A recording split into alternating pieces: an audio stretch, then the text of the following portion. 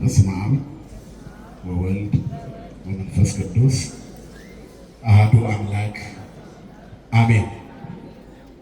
ሰላም ገብርኤል መልአክ በላይነ ማርያም ዛይረፈ ከመ እዜን ወዳት ወአኮ ትሩፈ እግዚአብሔር አብን ሲሳይ ልቡና መጽሐፍ ወአፉ የሙሴ ለእመኮነ ጸያፈ ጰራቅሊጦስ አሮን ይኩነኒ አፈ።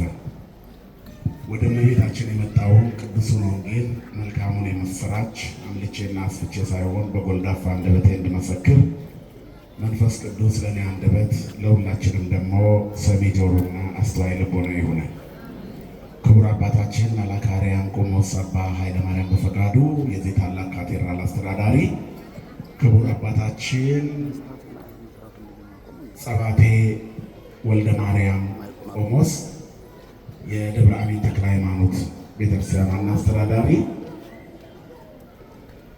ክቡር መጋቤ ምስጢር ዓለሙ ዋጋዬ በመንበረ ፓትርያርክ ጠቅላይ ቤተ ክህነት የትምህርት ክፍል ዋና ኃላፊ፣ ክቡር መላከ ሕይወት መላከ ብስራት መምህር አክሊሉ መረሳ የዚህ ታላቅ ካቴድራል ዋና ጸሐፊ፣ ክቡራን አበው ካህናት ሊቃውንተ ቤተ ክርስቲያን ለዘዋዕነ ስምክሙ ለዘዋዕነ አስማቲክሙ በየደረጃቸው የካቴድራሉ አገልጋዮች፣ ካህናት፣ ሊቃውንተ ቤተ ክርስቲያን፣ መምህራነ ወንጌል፣ ሰባኪያን፣ ወንድሞች ዲያቆናት፣ ዘማሪያን፣ ለልዩ ልዩ አገልግሎት የተሰለፋችሁ የዚህ የካቴድራሉ አገልጋይ ወንድሞችና እህቶች፣ ከምንም በላይ አጽናኝ የሆነውን የእግዚአብሔርን ድምፅ ለመስማት እዚህ የተሰበሰባችሁ የዕድሜ ካባ የደረባችሁና የሽበት ዘውድ የደፋችሁ አባቶችና እናቶች፣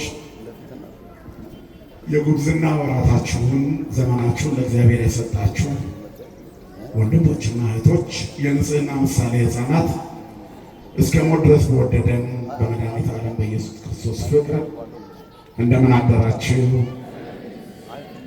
እንደምን ሰነበታችሁ? እንደምን ቆያችሁ? ለባህሪው ሽረት ለመንግስቱ ምልፈት የሌለበት የዘመን ዘመናት ባለቤት የጨለማችን ብርሃን የሞታችን ትንሣኤና የትንሣኤያችን በኩር ከሞት ወደ ሕይወት ከክርስቶስ ወደ ቅድስና ያሸጋገረን የደከመ ጉልበታችንን በፍቅሩ ያደሰልን ዘወትር የሚራራልን አባት ድካማችንን አይቶ የሚረዳ እስራታችንን የሚፈታ ስብራታችንን የሚጠግን ፍቅሩ ከእናት ልጅ በላይ ውድ የሆነ መድኃኒተ ዓለም ኢየሱስ ክርስቶስ ስሙ ለዘላለም የተመሰገነ ይሁን። ለዓለም ሕዝብ ሁሉ የተስፋ ምንጭና የድኅነት ማስገኛ የሆነች እግዚአብሔርን የምናይባት የሕይወት መስታወታችን፣ ስለ አምላክ የምንነጋገርባት ቋንቋችን፣ የምሕረት እናት ንግሥት የፍጥረት ሁሉ እመቤት ቅድስተ ቅዱሳን ንጽሕተ ንጹሐን ሰዓሊተ ምሕረት አቁራሪተ መዓት መዓትን የምታረቅ ምሕረትን ለፍጥረት ሁሉ የምትማጸን ንጽሕተ ንጹሐን ድንግል ማርያም እናታችን ስሟ የተመሰገነ ይሁን። መላእክት፣ ቅዱሳን፣ ጻድቃን፣ ሰማዕታት ሁሉ እንደየክብራቸውና እንደየሞገሳቸው ክብርና ምስጋና ይድረሳቸው። የአቤል መክሊት ኦሪት ዘፍጥረት ምዕራፍ 4 ቁጥር 4 ላይ ያለው ኃይለ ቃል ይሆናል ለጥቂት ደቂቃ የምንነጋገርበት የትምህርታችን ርዕስ የእግዚአብሔር ፈቃዱ ሆኖ አብይ ጾምን አጋምሰን ወደ ሁለተኛው መውረድ ጀምረናል። ሁልጊዜ መንገድ ሲጀምሩት ዳገት ካጋመሱት በኋላ ቁልቁለት ይጀምራል ይባላል። ስለዚህ አሁን ከዚህ በኋላ ያለው የጾም ወቅት ላልጾሙት ቁጭት፣ ለጾሙት ደግሞ ይሮጥባቸዋል። እያስቀደሱ እየተማጸኑ ለቆዩት ሊያልቅብን ነው ሲሉ፣ ሳይጾሙ ደግሞ ለቆዩት ምን ነው እንዲህ ልታልቅ በጾምኩት እንዲሉ ያሰኛቸዋል። መንፈሳዊ ነገር ሲጸጽት በጣም ይቆጫል። ምክንያቱም የሚያልፈን ተራ ነገር ስላልሆነ ማለት ነው። ሌላው ነገር እንኳን ባደረግኩት ባላደረግኩት ብለን እናልፋለን። መንፈሳዊ ጸጸት ግን ከባድ ነው። ሰው በሕይወቱ ውስጥ መንፈሳዊ ጸጸት እንዳይጸጸት እግዚአብሔር ይጠብቀው። አመለጠኝ የሚልበት አንድ ታሪክ ልንገራችሁ። አባ ብሾ የሚባሉ ጻድቅ ነበሩ። ስጋቸው ካልፈረሰ አጥንታቸው ካልተሰበረ ቅዱሳን አባቶች መካከል አንዱ ናቸው። ይህ የሆነበት ምክንያት እግዚአብሔርን በትከሻቸው ላይ ስለተሸከሙት ክርስቶስ ኢየሱስ ተገልጦላቸው በአንድ ወቅት በገዳማቸው ዘግተው ሳለ በየጊዜው ክርስቶስን እንደሚያናግሩት ያወቁ አሃው መነኮሳት የሳቸው ወንድሞች፣ የመንፈስ ወንድሞቻቸው አባታችን እስቲ ክርስቶስ ለእርሶ እንደሚገለጥልና ለእኛ የሚገለጥ ጸልዩልን ብለው ወተወቷቸው። ወደ በዓታቸው ገብተው ዋሻቸው ላይ ተንበርክከው ጌታ ኢየሱስ ክርስቶስ ሆይ እነዚህ አባቶቼ ያንተ አገልጋዮች እኔ ባሪያህን ወደ አንተ ላኩኝ፣ መልስ ምንድን ነው አሉት። ፀሐይ ሳትወጣ በተራራው ጫፍ ላይ እገለጥላችኋለሁ፣ ሁሉም በደስታ ያዩኛል። እግዚአብሔር ቸር ያሰማን ለሁላችንም። ወጥቶ ለመነኮሳቱ ነገሯቸው። እናም ከሌሊቱ 9 ሰዓት ጀምሮ ወደ ተራራው የሚነጉድ የመነኮሳት ብዛት በአቅራቢያ ያሉት ሌሎች የበረሃ ሰዎች ሁሉ እየሰሙ መሮጥ ጀመሩ። በዚህ መካከል በገዳም ረጅም ዕድሜውን የኖረ አንድ ሽማግሌ ዳገቱን እየቧጠጠ ያገኙታል። እባካችሁ ደግፉኝ፣ እኔም እንደናንተ አምላክ የለኝ ብሎ ለምኗል። እባክህ ራሳችንንም መሸከም አቅቶናል፣ ገና ተራራ ልንወጣለን እንዴ? ሰውነታችን እንኳን አይሸከምንም እያሉ አልፈውት ሄዱ። አባ ብሾይ መጨረሻ ላይ ሲመጡ ያን ሰው ተራራውን ሲቧጥጥ አገኙት። እና እስቲ የቻልኩትን ያህል እሞክራለሁ ብለው በትከሻቸው ተሸከሙት ይላል። እንደ ተሸከሙት ያን ያህል አይከብድም አሉ። ሊራመዱ ሲሉ ግን እግራቸው ከመሬት ጋር ተጣበቀ። ምንድን ነው ነገሩ? ሳያው ክብደት የለውም፣ ነገር ግን እግሮች ያልንቀሳቀሳሉኝ እያሉ በነገሮቹ ከመመሰጣቸው በፊት እግሮቹን ሲያዩ አንድ ትልቅ ምልክት አዩ። ያ ዓለምን ያዳነበት ከመስቀል ጋር የዋለበት የተቸነከረበት የቁስሉን ምልክት የፍቅሩን አርማ ሲያዩት የተሸከሙት ተራ ሽማግሌ በዓቱን አጽንቶ ደጅ የሚጠናው ያ መነኩሴ ሳይሆን ክርስቶስ ኢየሱስ ነበር ሊያዩት የሚናፍቁት። የብዙዎቻችን ኪሳራ ይሄ ነው። እግዚአብሔርን እንፈልገዋለን፣ ግን አልፈነው ነው የምንፈልገው። ድሃውን ስናልፈው እግዚአብሔርን አልፈነዋል። የእኛ ድጋፍ የሚያስፈልገው ምስኪኑን ስናልፈው እግዚአብሔርን አልፈነዋል። ለካ እነዛ ሁሉ ሰዎች አልሸከምም ያሉት ሊያዩት የሚፈልጉትን ክርስቶስን ነው። እያዩት አለፉት። ከእንደዚህ አይነት ጸጸት መድኃኔዓለም ይጠብቀን። ተራራው ጫፍ ላይ ሲደርሱ ነግቶ ነበር። ክርስቶስ በትከሻቸው ላይ ሳለ ሁሉ አልፈውኝ አንተ ብቻ ነው የምታገኘኝ፣ ለዚህ እኮ ነው አንተን ማናገርህ፣ ከዚህ በኋላ እኔን ተሸክመሃልና አትፈርስም አትበሰብስም አላቸውና ተሰወረ። ተራራው ጫፍ ሲደርሱ ፀሐይ ወጥታለች። አባታችን ይመጣል ያሉትን ጠበቅ ነው። ያለፋችሁት እኮ እርሱ ነው። መነኮሳቱ ድፍታ መንፈሳዊ ጸጸት ከባድ ነው። ቆሰሉ። አንድ ሌላ ታሪክ እዚሁ ላይ ልጨምርላችሁ። ከኛው አባት ጋር የተገናኘ እንግዳ በመጣ ቁጥር እግር ያጥባሉ። በፏጋ ውሃ ይዘው እየቀረቡ በበዓታቸው ገዳሙን ሊሳለም የመጣ መንገደኛ እሳቸው ጋር ሳይታጠብ አያልፍም። አንድ ቀን ግን ያጠቡት እንግዳ ልክ እንደዚሁ መጥቶ የማያውቅ እንግዳ ወይንም ጥቁር እንግዳ፣ በስንት ጊዜ አንድ የሚገለጥ እንግዳ፣ ያ በትከሻቸው የተሸከሙት ክርስቶስ ነበር። እግሩን አጥቦ ሲጨርሱ የችንካሩን ምልክት አዩ። ባርኳቸው ተሰወረ። የሚያሰለጥኑት የሚያስተምሩት ሌላ አንድ መነኩሴ መጣ። የት ሄድክ አሉት። የዘንባባ ቅጠል እየለቀምኩ ነበር አሉ። መነኮሳት ጀንዲ እየሰፉ ጅባ ኬሻ እየሰሩ ዘንቢል እየሰሩ ገዳማቸውን ያቋቁማሉ በሻሂት በረሃ። ከዛ ክርስቶስ እግሩን የታጠበበትን ውሃ ግማሹን ጠጥቶ አስቀመጡለት። ጠጣ ይህንን ውሃ አሉት። የደፈረሰውን ውሃ ሲያዩ ገላመጣቸውና አስቀምጥና ጠጣ አሉት። አልጠማኝም አባቴ አላቸው። ጠጣ አልኩ አሉት። አልጠጣም እምቢ አላቸው። ለኔ ስትል ጠጣ አሉት። ቅዱሳን ለራሳቸው አስመስለው ለሰውየው ይለምኑታል። ክርስቶስ በውሃ ጉድጓድ አጠገብ ያችን ሴት ውሃ አጠጭኝ እንዳላት የጠማት እሷ የሚለምናት እርሱ የፈለገው ሊያጠጣት ነው፣ ግን አጠጭኝ አላት። ራሳቸውን አስመስለው ቅዱሳንም የክርስቶስ ናቸውና ይህን ያደርጋሉ። እየዘገነነው ሊጠጣው ሲያይ ውሃው በዚያ በመታጠቢያ ላይ ያለው ደረቀ። እያየው ይሄ ተአምር አስደነገጠው። ጭንቅላቱን ይዞ ደረቀ አለ። ጠጣ አላልኩህም ነበር ብለው እንባቸው ከዓይናቸው በቃ። ምን አለበት ብትጠጣ ልጄ? ምን ይላል ብትጠጣው ኖሮ? እሺ ብትለኝ ደጋግሜ ለመንኩ፣ ግን ልብህ አልፈቀደውምና ካንተ ደረቀብህ። ምንድን ነው ዛሬ የመጣው እንግዳ ክርስቶስ ነው። የታጠበው እሱ ነው።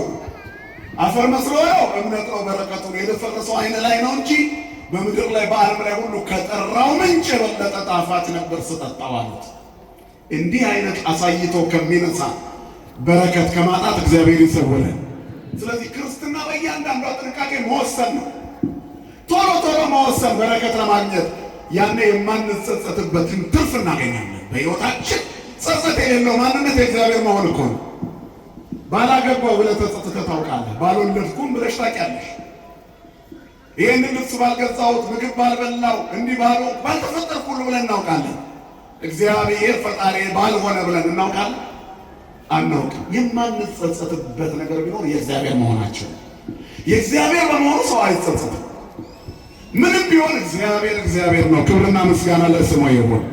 ሩሩ አባት፣ ቸር ጌታ፣ ለጋስ መምህር፣ ከእኛ በላይ ለእኛ የሚያስብ የሚበጀንን የሚያውቅ ሁሌም ለሱ ሕፃናት ነን እኛ። እናት የሸመገለ ልጇ በሕይወት እስካለች ልጄ ብላ እንደምትጠራው እግዚአብሔር ከዚህ በላይ እኛ ብንሸመግልን ልጆቹ ነን። እንደ ሕፃን ነው የሚያየን። መንገድ እንዳንስት እጃችንን ይዞ ይመራናል። እስመ ለመላእክቲሁ ይእዝዙን በእንቲአከ ከመ ይቀቡከ በኩሉ ፍናዊ ከሚለው ለሕፃናት ብቻ መሰላችሁ? ለአዋቂዎች ነን ለምንለው ለእኛም ነው። ከእኛ በላይ ሕፃን ማን አለ? የምናደርገውን የማናውቅ ከእኛ በላይ ሕፃን ማን አለ? ዘረኝነት የተባለ አሸንክታብ ላያችን ላይ ተሸክመን የሚጎዳንን ይዘን የምንዞር ከእኛ በላይ ሕፃን ማን አለ? ጎጠኝነት ሞትን አዝለን እየሄድን ማስተዋል ያቃተን ከእኛ በላይ ሕፃን ማን አለ? የብዙ ድሆችን እንባ በትከሻችን ላይ ተሸክመን የምንሄድ ከእኛ በላይ ሕፃን ማን አለ? ማን ይምራን ወገኖች? እግዚአብሔር ሁል ጊዜ ይመራሃል። ነፍስህን ከመልካም ነገሮች ያጠግባል፣ አጥንቶችህንም ያጸናል። አንተም እንደሚጠጣ ገነት ውሃውም እንደማያቋርጥ ፈሳሽ ትሆናለህ። የመንገድ ላይ መሪ፣ ስትመራ መሪ፣ ስትጠገን ጠጋኝ፣ ስትታደስ አዳሽ ትሆናለህ። አሮጌውን የምታድስ ሰባራውን የምትጠግን ትሆናለህ። የወደቀውን ታነሳል፣ የተነሳ ያነሳል፣ የተባረከ ይባርካል፣ ያገኘ ይሰጣል፣ የተጎበኘ እሱም ይጎበኛል። ከእግዚአብሔር የተደረገለት ሰው ደግ ነው።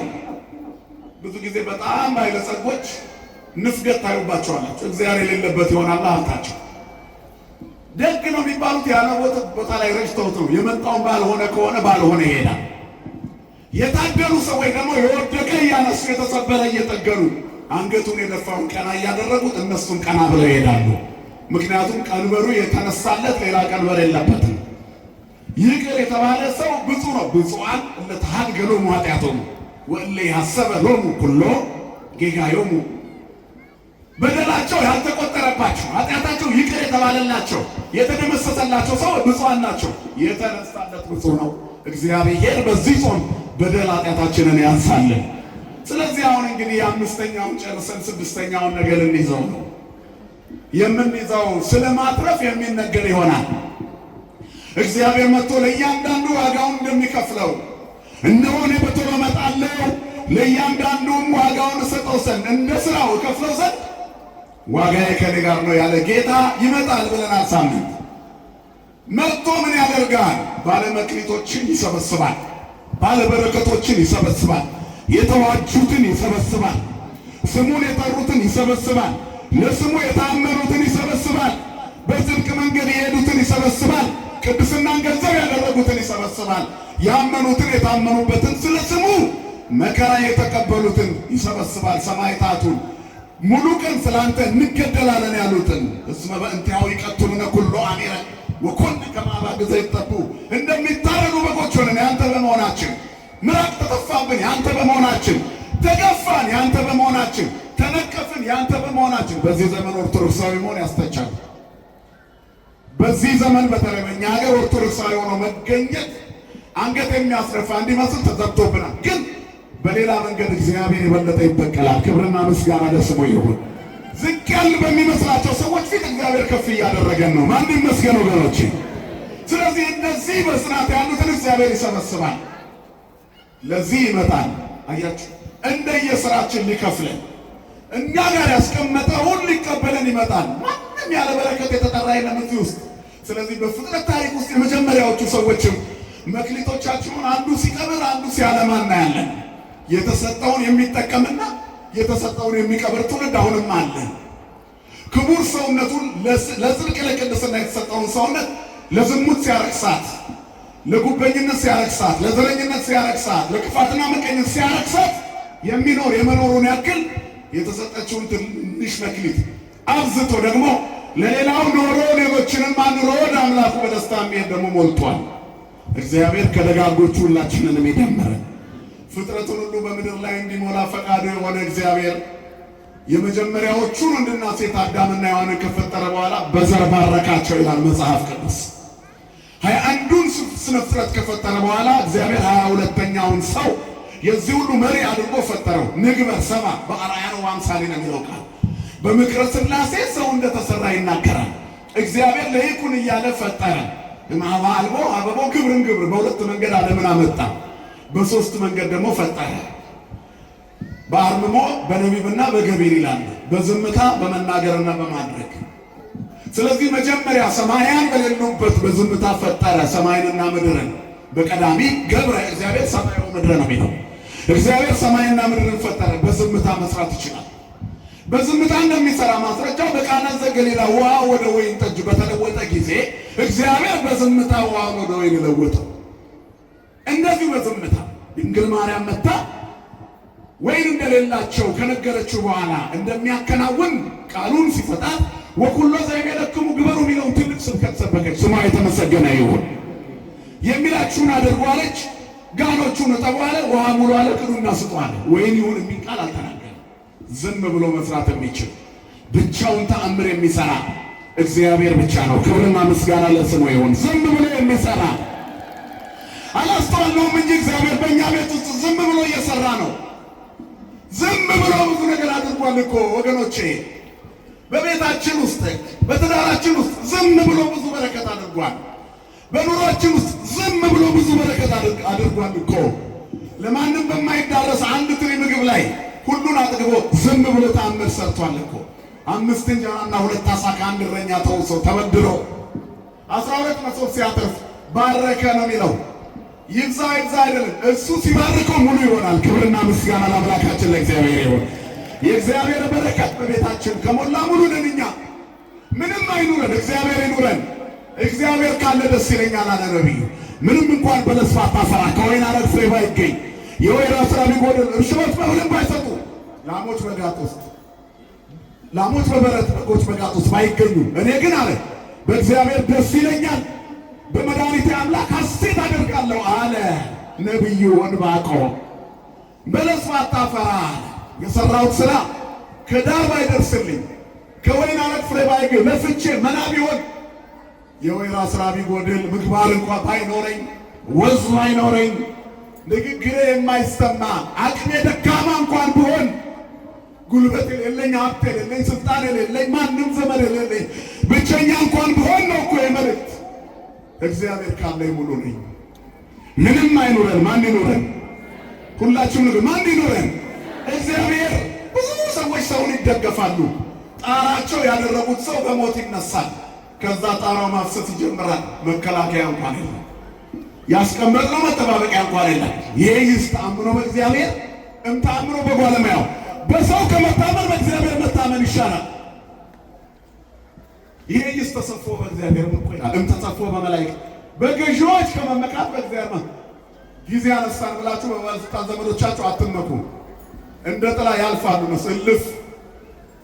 ከዚያ እናንተ ብቻችሁን ንፋስ ይመታችኋል። ከለላችሁ እግዚአብሔር ይሁን።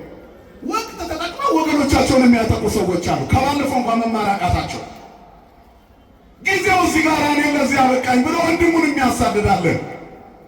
እግዚአብሔር የሚወደው መተሳሰብን ነው። እግዚአብሔር ሰጥቶ ይታዘበናል እኮ አያችሁ፣ ሰጥቶ ይታዘባል። አሁንም በዚህ ትምህርት ላይ የምንማራቸው ሰዎች ሰጥቶ የታዘባቸው ሰዎች ናቸው። በዚህ ምድር ላይ ያስቀመጠን ሁላችንም ሰጥቶናል። የሚታዘበን አለን፣ የሚደሰትብን አለን። ከሚደሰትብን እንድንሆን እግዚአብሔር ሁላችንንም ይርዳል። ምድር ሁሉ በሰው እንድትሞላ እግዚአብሔር ሰውን ፈጠረ። ሰው የፍጥረት ሁሉ ገዢ ሆነ። ነገር ግን በደለና ወደቀ።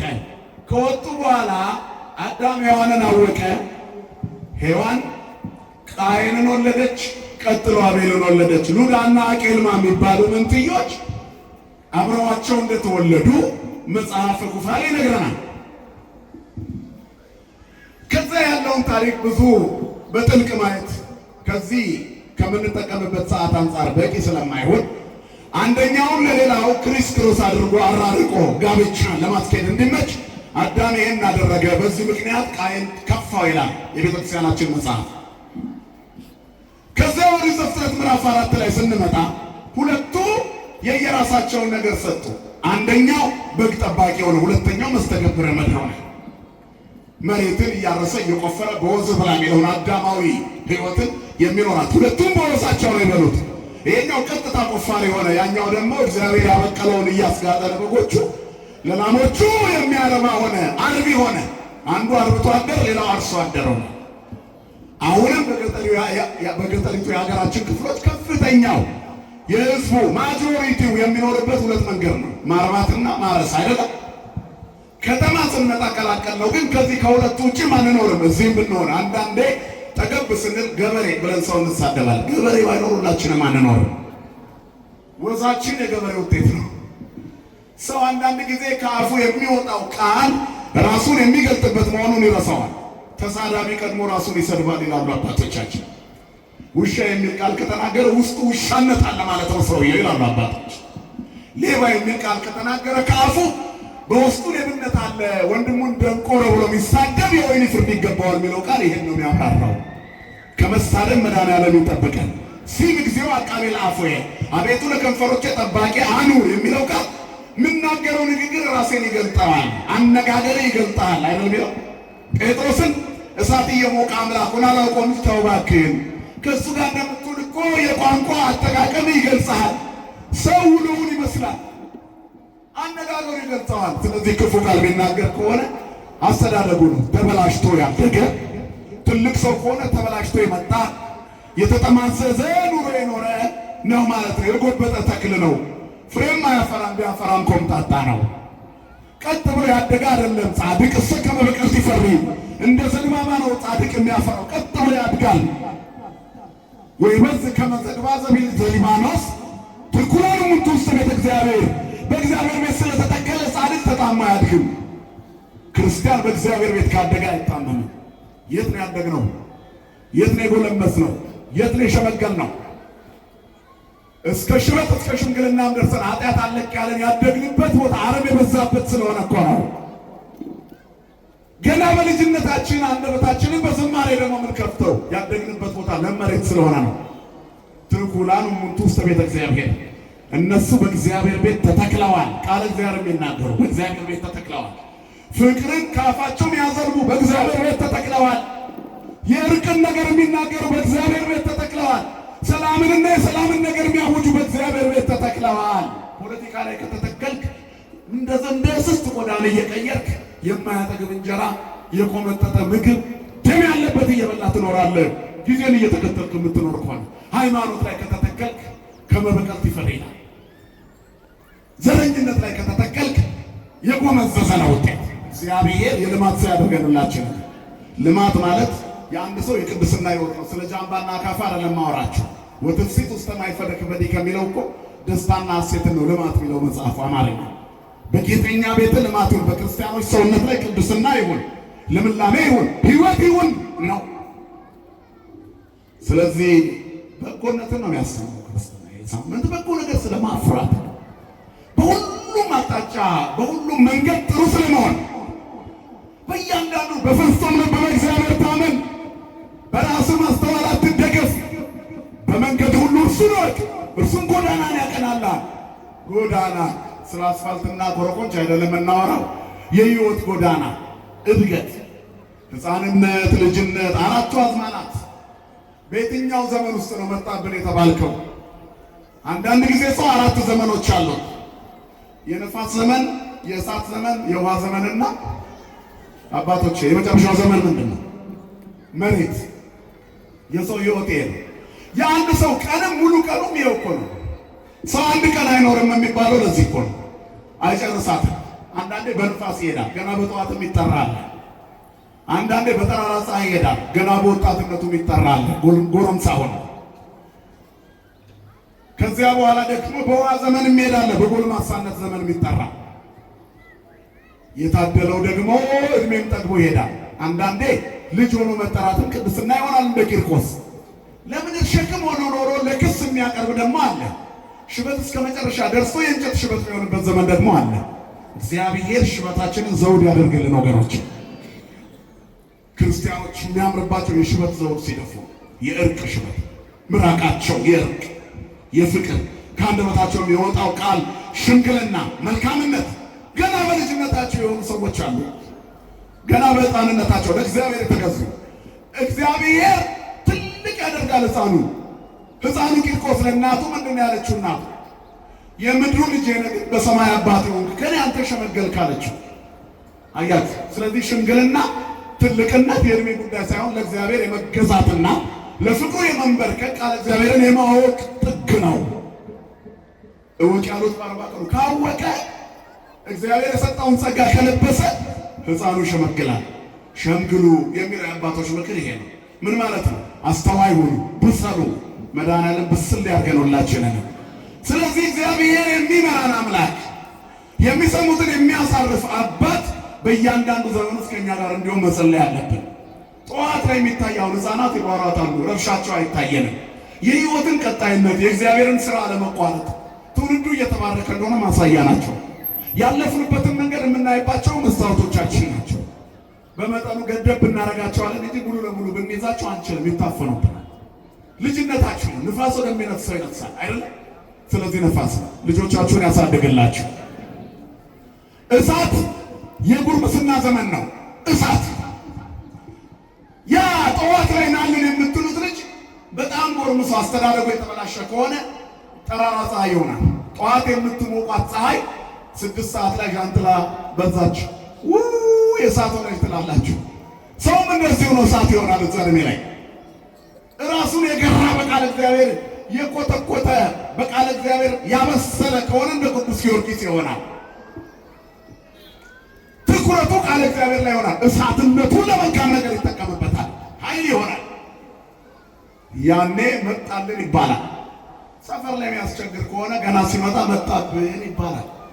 ያልደረቀ ልብስ እየተሰበሰበ ይገባል። እሱ ከመጣ ትርክ ስለሚያደርገው ማስጫው መጣብን። በዣንጥላ የሚያዘው የዚህ አይነት ነው። በዣንጥላ ከሚያዘው የፀሐይነት ዘመን እግዚአብሔር ወጣቶች ወንድሞቻችንን ያሳልፍልን በበጎ ነገር። የውሃ ዘመን ቀዝቀዝ ያለ ዘመን ነው። ጥላ በረድ ሲል ይባል የለ? ስንት ሰዓት ላይ እንገናኝ? ጥላ በረድ ሲል ሕይወትን በረድ ይላል። ሰከን ማሰብ ይጀምራል። በልጅነቱ በደንብ ያደገ በወጣትነቱ ያነበበ በጎልማሳነቱ በጣም ተናጋሪ ትንታግ ይሆናል። የሚደመጥ ይሆናል። የሚያስተላልፍ ይሆናል። ቀዝቀዝ ያለ ነው መልእክቱ፣ በሳል ነው። የእሳትነቱም አለበት። ወደፊት የሚሄደውም ዘመን ትንሽ እየሳበው ነው። ከኋላ ያላለቀ አለ። ጠንካራ ይሆናል። ያኔ የጎልማሳነት ዘመን ይሄ ወደ ኃጢአት ሲሄድ ደግሞ ይጎዳል። ከክፉ የጎልማሳነት ምኞት ራቁ ይላል። በዚህ ሰዓት የተሰናከለ ከሰረ። እግዚአብሔር ከኪሳራ ይጠብቃል። የመጨረሻው ዘመን ማጎንበስ ነው። ያጎነብሳል። ሕይወትሽ ክርክሪት ናት ብሏል አንድ ጸሐፊ። ባለማወቅ ትጀምራለህ፣ በመዘንጋት ትጨርሳለህ። ከዚህ በኋላ ያለው መዘንጋት ይሆናል። እድሜ ሲበዛ ራስን መሳትም አለ። አንዳንዴ እድሜ ጸጋ ነው የሚባለው በልክ ሲሆን ነው። ሲያልፍ ብትደርቡለት የማይሞቀው ፀሐይ ላይ ብታስቀምጡት የማይቃጠል ምንም ስሜት የማይሰማው የሚሆንበት ዘመን አለ። ከዚህ ይሰውረን መድኃኔዓለም። ሁሉንም በልክ ሲሆን ደስ ይላል። የእግዚአብሔር ስጦታ በሙሉ በረከት የተሞላ ነው። ስለዚህ በረከቱ ደግሞ በልክ ነው በእያንዳንዱ ዘመን ውስጥ። ታዲያ አንዳንዴ እንደ አቡነ ገብረ መንፈስ ቅዱስ 532 ዓመት ኖሮ 562 ዓመት ኖሮ ምንም ሳይሆኑ እንደ ጎልማሳ የሚካሄድበት ዘመን አለ። የእግዚአብሔር እንደና አቡነ ተክለ ሃይማኖት በ96 ዓመት በ100 ዓመት ተምሮ በሰላም የሚካሄድበት አለ። እግዚአብሔር ስንበታችንን ያሳምረልን። ይሄ ሁሉ ሃይማኖት በመጠበቅ የሚከናወን ሲሆን ነው። ስለዚህ ሰው የተሰጠው ነገር አለ ምድር ላይ ዕዳ እንዲሆን አልተፈጠረም። ሁላችንም አለን እኮ እንዳልባሌ ራሳችንን እንቆጥራለን እንጂ ምድር ላይ ስንኖር እግዚአብሔር ከኛ የሚፈልገው መክሊት አለ። የተሰጠን የኑሮ ደረጃ ውስጥ እግዚአብሔር ምን ያህል አስበነዋል? በምን ልክ ነው የምታመልከው እግዚአብሔር? አስራታችንን የምናወጣው በየትኛው ልክ ነው? ሲሆንልን ሲሞላልን ትንሽ ጨመር ሳረግ ብለን እናውቃለን። 100 ብር ስታገኝ የእግዚአብሔር ብር አለ እዛ ላይ፣ የድሃ ገንዘብ አለ እዛ ላይ፣ ቅድስና አለ እዛ ላይ አለ። በቃ ብድግ ብድግ ብድግ እስራኤላውያን በዚህ መንገድ ያድጉ ነበር ይባላል። በእያንዳንዱ የአስራት አላቸው። በማሰሮ መክሊታቸውን ያስቀምጣሉ። የአስራት ደግሞ አላቸው አውጥተው ጊዜ ትሩፋት። ከዛ የወጪ አላቸው የሚያስቀምጡት አላቸው፣ መጠባበቂያ አላቸው። በእነዚህ ሁሉ 5ቱ ማሰሮች ያስቀምጣሉ። የአስራቱን ለቤተ እግዚአብሔር፣ የትሩፋቱን ለድሃ ይሰጣሉ። ተቀማጩን ለአደጋ ጊዜ እነሱ ባልንጀራቸው ቢደርስባቸው የሚያነሱት ይሆናል። ለአደጋ ጊዜ ብሎ መጠባበቂያ ብሎ የሚያስቀምጡ፣ ወጪው ራሳቸውን የሚያስተዳድሩበት እንዲህም ከፋፍለው ያስቀምጣሉ ይባላል። በዚህ መልኩ ያለምንም ኪሳራ እግዚአብሔር ሰዎች ሆነው ይኖሩ ነበር። መሲሁን ያገኘነው እኛ ግን አሁንም ገንዘብ ከመቁጠርና ምድራዊ ስኬትን ብቻ ከመናፈቅ ተጎትተን ወደ ውሂት ተራምደን አናውቅም። እግዚአብሔር መንገዳችንን ያቅናልን። መቼ ነው እኛ የአስራት ጥግ የሚኖረን? እየኖርን እኮ ነው። ምን ኖሮኝ እሰጣለሁ ትላለህ? እየኖርክ አይደል? ምን ኖሮ ኖርክ? እግዚአብሔር ካለ ባለጸጋ ነህ። የሰው ብር አትቁጠር፣ ያንተ ሙሉ ነው። አንተ ጋር እኮ ያለው ይሻላል። ጎን ያለው ሰው ትልቅ ፎቅ ስላለው ጥሩ ኑሮ ያለው ይመስላል? ሁሉም ሰው የራሱ ለቅሶዎች አሉት፣ ይለያያል። የትኛው ነው ለእኔና ለእናንተ የሚስማማው? የምንኖረው ህይወት የትኛው ነው? አሁን የምንኖረው ኑሮ ነው። እግዚአብሔር ካለ፣ ማን ካለበት? እግዚአብሔር ካለበት። ምንም ነገር ሳይኖር የሁሉ ባለቤት መሆን የሚቻለው በእግዚአብሔር እጅ ሲኖሩ ነው። አንዳች የሌለን ስንሆን ሁሉ የኛ ነው። የምንሞት ስንመስል ሕያዋን ነን። ድሆች ስንመስል ብዙዎችን ባለጸጎች እናደርጋለን። የተቀጣን ስንሆን አንገደልን። ማን ስላለ ከኛ ጋር? ምንም የሌለን ብንሆን የሁሉ ባለቤቶች ነው። ስለዚህ የተሰጠናል እና አቤልና ቃየል የተሰጣቸው ጸጋ ነው። አመረቱ፣ ያንበረቱ ሞላለት፣ ያን ቦታው ሞላለት። በሉ አሁን እንግዲህ ተለማመዷል። አስተማሪው እግዚአብሔር ኢዮብ 34:25 እንደ እግዚአብሔር ያለ አስተማሪ የለም ይላል። እግዚአብሔር እያስተማረን እኮ ነው። እኛ ጥሩ ተማሪዎች አልሆንም እንጂ። ደስታና ሐዘን ትምህርት ቤት ናቸው። ማግኘትና ማጣት ትምህርት ቤት ናቸው። መወፈርና መክሳት፣ መራብና መጥገብ፣ የፊት መጨማደርና መፍካት ትምህርት ቤቶች ናቸው። ከህይወት በላይ ትምህርት ቤት የለም። የዚህ ዓለም መምህራን በሰሌዳ ያስተምራሉ፣ በመጻሕፍት ያስተምራሉ፣ በማኑዋል ያስተምራሉ፣ በብዕር ያስተምራሉ። በህይወት የሚያስተምር እግዚአብሔር እኮ ነው። ቀንና ሌሊት ትምህርት ቤቶች ናቸው። በእያንዳንዱ ጊዜ እግዚአብሔር ያስተምራል። ግን እኛ ጥሩ ተማሪዎች አይደለንም። እግዚአብሔር እያስተማረን ነው። መድኃኔዓለም ዓይነ ልቦናችንን ያብራልን። እግዚአብሔር ሲገልጥልን ጥሩ ተማሪዎች እንሆናለን። አሁን ማስተማር ጀመረ አቤልና ቃየልን። ማን ያስተምረን? ንገረኝ፣ ማን ያስተምረን? እግዚአብሔር። ልጅም ሰጥቶ ያስተምራል፣ ልጅም ነስቶ ያስተምራል። ጉልበት ሰጥቶ ያስተምራል፣ ነስቶ ያስተምራል። ጤና ሰጥቶ ያስተምራል፣ ጤና ነስቶም ያስተምራል። ቢኖረንም ባይኖረንም የማንን እኛ? አይኩትዎ በእንተ ኩሉ ነው። ተፈስሑ በኩሉ ጊዜ ወጸልዩ ወትረ አይኩትዎ ለእግዚአብሔር በእንተ ኩሉ። ባደረገላችሁ ነገር ሁሉ እግዚአብሔርን አመስግኑት። ሁሌ ደስ ይበላችሁ፣ በማግኘትም ደስ ይበላችሁ፣ ብታጡም ደስ ይበላችሁ። እግዚአብሔር ብቻ አይጥፋባችሁ። የሰው ትልቁ ኪሳራ እግዚአብሔርን ማጣቱ ነው። ሌላው ያልፋል፣ ቁሳቁስ ያልፋል። ገንዘብ ኖሯቸው ከሞት ያመለጡ የለው። ሀብት ኖሯቸው የተሻገሩ የሉም። የሚያሻግር ማን ብቻ ነው? እግዚአብሔርን የያዘ ይሻገራል። አቡነ ተክለ ሃይማኖት አሁን ከኛ ጋር አሉ። አቡነ ገብረ መንፈስ ቅዱስ እዚህ መቅደስ ውስጥ ከኛ ጋር አሉ። አሁን አሉ፣ እዚህ መሀላችን አሉ።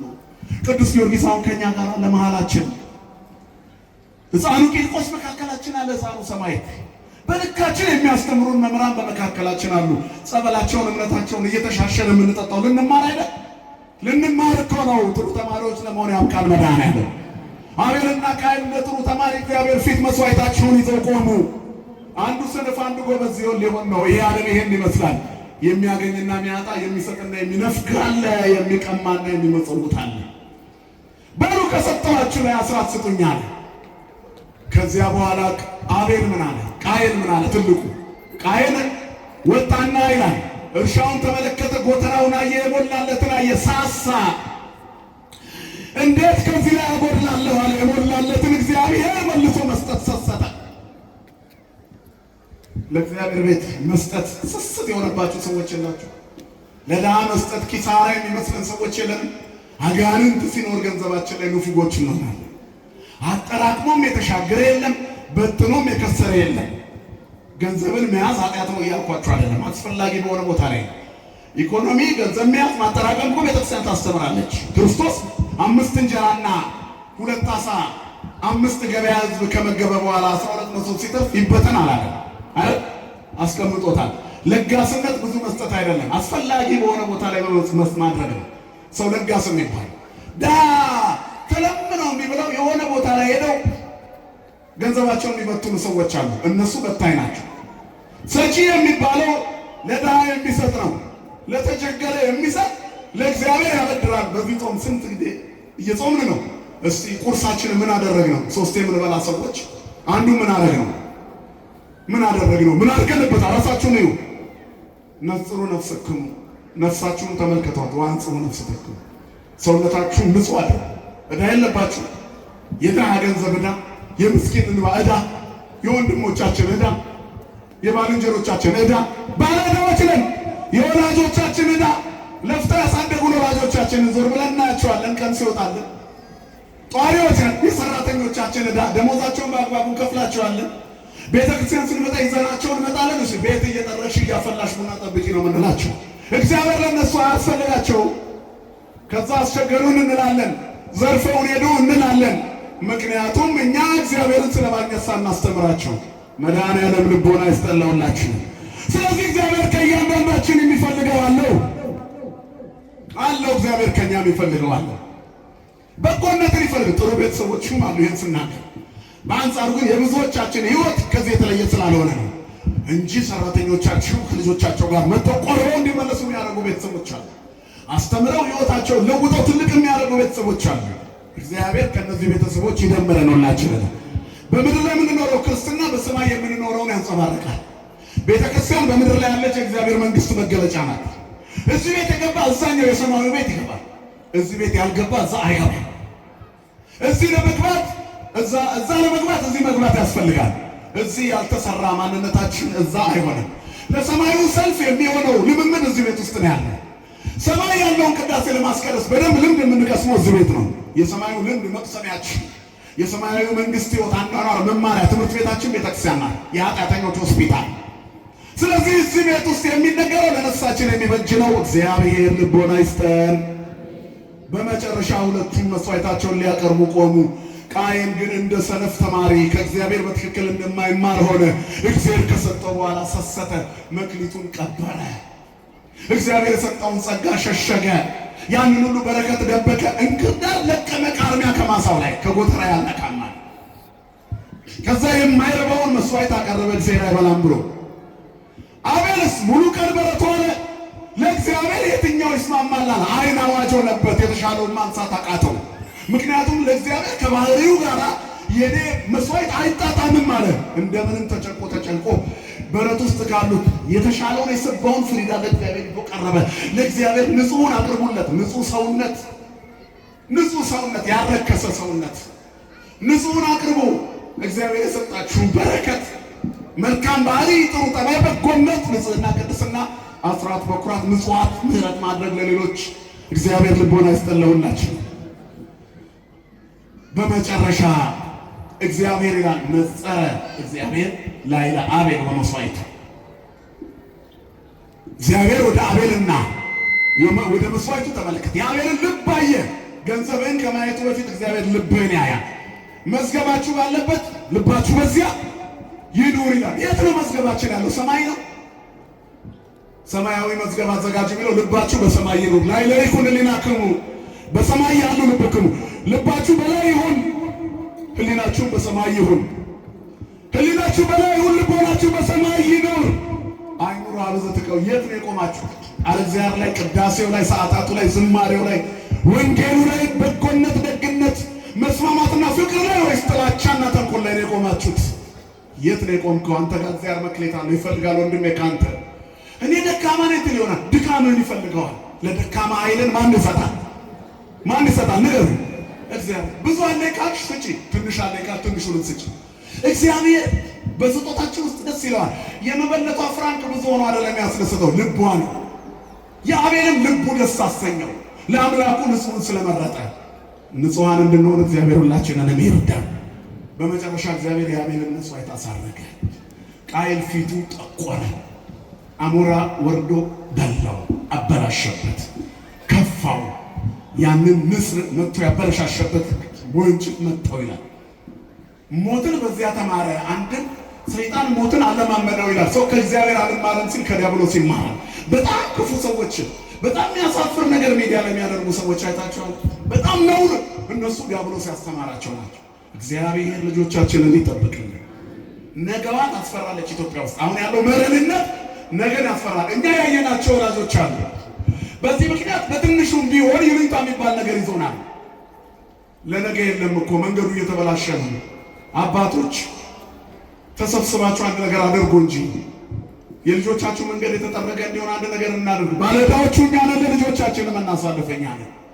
ትንሽ ጥሩ ነገር እኔ ጋር አለ የምንል ጥሩውን ቶሎ ቶሎ እናውጣው እንጂ ሚዲያውን የተቆጣጠረው እርቃንነትና ዘረኝነት፣ ክፋትና ስድብ፣ ተንኮልና ነቀፌት አይደለምን? ጥረጉና አስወግዱት። ቆሻሻውን እንጥረገው ተባብረን፣ እርግማኑን እናስወግድ። ዝናቡ ለበረከት ጠሉ ለምህረት ይሁን። ዝናብ ለምህረት ጠሉ ለበረከት ይሁን።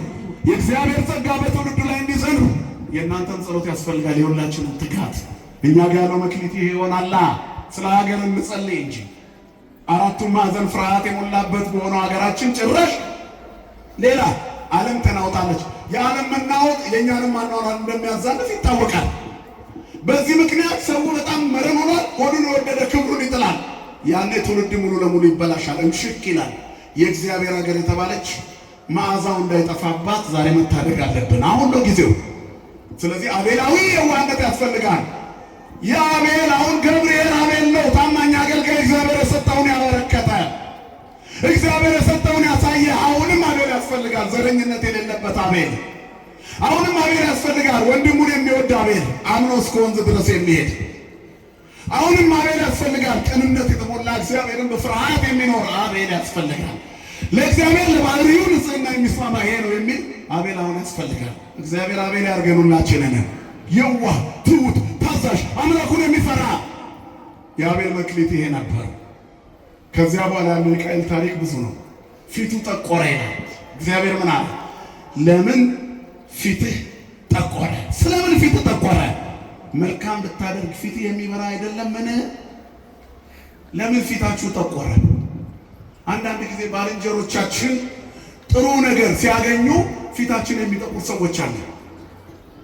ሳናውቀው እኮ አሁን ብሎም አሁን በኳሱ ዓለም ውስጥ አዲስ የመጣ ቋንቋ ለወጣቶቹ ቋጠሮ ጣታችሁን እየቋጠራችሁ የምትቀሩ አይቶች አድጎ በክርስትናው እንዳይጋባባችሁ ተጠንቀቁ። ቋጠሮን በሉት እስርን በሉት ምቀኝነት ነው። ልክ አይደለውም። ምቀኛ ሰው የሚደሰተው በራሱ ማግኘት ሳይሆን በጎረቤቱ መክሰር ነው። አጋንንት እንዳይሰለጥንብህ ቋጠሮ የሚለውን ነገር ታው ውጣ ከሰይጣን ሐሳብ። ለአንተ ያልሆነው ባልንጀራ ከበላ ምን አስገበገበህ? ስግብግብነት ነው፣ ምቀኝነት። ስለዚህ እንደ ቀልድ የያዛችሁት የኳሷ ቋንቋ ክርስትና ውስጥ ገብታ እንዳታዛንፍባችሁ ተጠንቀቁ። አስግሩ ለነ ቆናጽለ ንዑሳነ እለ ያማስኑ አጸደ ወይንነ። የወይናችንን ቦታ የሚያበላሹ ጥቃቅን ገበሬዎችን ያዙልን። ቀልድ አድርገህ የጀመርከው በእንቁላሉ በቀጣሽኝ የሚያሰኝ ኃጢአት ያመጣል። ቀልዱን ጨዋታውን ተጫወቱት፣ ግን ውስጣችሁ አድጎ ክፋት እንዳይሰለጥን። እንደውም ከአጋንንት ጋር የጀመሩ ሰዎች አሉ። ጫቱንም ሲጋራውንም ጥላቸው ላይ እየተከሉ ሲዘይሩ የሚውሉ አሉ። ክርስቲያን እኮ ናቸው ባለመቶዎች። አያችሁ፣ ተማሩ ከእግዚአብሔር። አቤላዊ ቅንነት ያስፈልጋል። በወንድሙ ማለት ደስ የሚለው አቤል እግዚአብሔር እሱን ስለተቀበለለት ደስ የሚለውን ያህል የወንድሙን እንዲቀበልለት ደግሞ የሚጸልይ አቤል፣ ለሌላው ሰው የሚኖር አቤል። እያንዳንዱ ኑሮ ውስጥ አለን እኮ። ጎረቤቶቻችን ምን አይነት ናቸው? ቅኖች ናቸው። ጥሩ ሲሆኑ ወይ እነዚህ እኮ ሰልበው ነው ከሰይጣን ጋር ሄደውን ያለፈላቸው ይባላል። ሐሜት፣ ውሸት ለፍተው ነው። እኛ ስናወራ ሰርተው ነው። ምቀኝነት ነው እኮ የሚሄው ሌላ የለም። በጎረቤቱ መክሰር ደስ ይለዋል ምቀኛ፣ በራሱ ማግኘት ሳይሆን። ምን ነው እንደኔ በከሰረም አቤል ለምን ቀና ቃይ ባላንዱ መክሊት እኮ ነው ወስዶ የቀበረውን የሚመስል። ያን ታሪክም አልተረክላችሁ ነገ በደንብ ስለምትማሩት ነው። አትቅሩ ከቤተ መቅደስ። መድኃኔዓለም እግሮቻችንን ይፍታልን። ለምን ከፋው? የወንድሙ ስላረገለት ወንድሜ በአንተ በረከት አገኛለሁ የኔ አልሆንም የሚል የታ እና አቡነ ተክለ ሃይማኖትን የምንወዳቸው የእኛ ስለማይሆንልን እንዲረዱን አይደለም። በእነሱ በረከት ልናገኝ እኮ ነው። የአባቶቻችን በረከት ከኛ ጋር ይሁን። የቅዱሳን አማላጅነት አይለየን። ስለዚህ የአቤል መክሊት ያስፈልጋል። የተሰጠ የአቤል መክሊት አንተ ጋር አለ። የዋህነት፣ ቅድስና፣ ቅንነት ክርስቲያኖች ልብ ውስጥ አለ። አውጡና ተጠቀሙበት። ክፋትና ተንኮል፣ ምቀኝነትን አርቁ። እግዚአብሔር ክፋትን ያርቅልን። አቤላዊ መስዋዕታችን ቅቡል የሆነ መንፈሳዊ ሰብና እግዚአብሔር ያድለን። ጾሙን በሰላም ያስፈጽመልን። ባለ 5 መክሊት ያደርገን። ባለ ብዙ በረከት ያደርገን። የአቤልን መስዋዕት የተቀበለ ምስጋናችንን፣ ጾማችንን፣ ጸሎታችንን፣ ትሩፋታችንን፣ ተጋድሏችንን፣ ያቅማችንን ያለ የምንሮጠው ሩጫ እግዚአብሔር ይቀበልልን።